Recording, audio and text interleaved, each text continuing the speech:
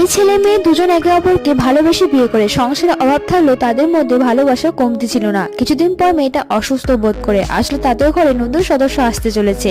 ছেলেটা অফিস থেকে বাসায় ফিরতে মেয়েটা তাকে খুশির খবর দেয়। এরপর থেকে ছেলেটা তার ওয়াইফের যত্ন নেওয়া শুরু করে দেয়। এই করে 9 মাস কেটে যায়। এরপর মেয়েটা প্রসব যন্ত্রণা ওঠে। ছেলেটা তাকে দ্রুত হসপিটালে নিয়ে যায়। মেয়েটা কোল জুড়ে একটা ফুটফুটে কন্যা সন্তান আসে। ছেলে সন্তান না হয় মেয়েটার হাজবেন্ড অনেক রাগ করে। এরপর তার ওয়াইফকে বাড়ি থেকে তাড়িয়ে দেয়। এরকম করে প্রায় 30 বছর কেটে যায়। এরপর ছেলেটা একদিন অসুস্থ বোধ করে ডক্টরের কাছে যায়। কিছুক্ষণ পর এই মহিলাটা তার মেয়ের জন্য খাবার নিয়ে আসে। আসলে এই ছোট শিশুটি আজ একজন বড় ডক্টর। এরপরে কি হলো বন্ধুরা, জানতে হলে চ্যানেলটি অবশ্যই সাবস্ক্রাইব করে লাইক করে পাশে থাকবেন। মহিলাটি লোকটির দিকে তাকাতেই চমকে ওঠে। লোকটি বলে, তোমার মেয়ে? মহিলাটা বলে, ও শুধু আমার নয়, আমাদের দুজনের মেয়ে। মেয়েটি 30 বছর পর তার বাবাকে দেখে তাকে জড়িয়ে ধরে কান্না করতে থাকে। আসলে ছেলে হোক বা মেয়ে হোক,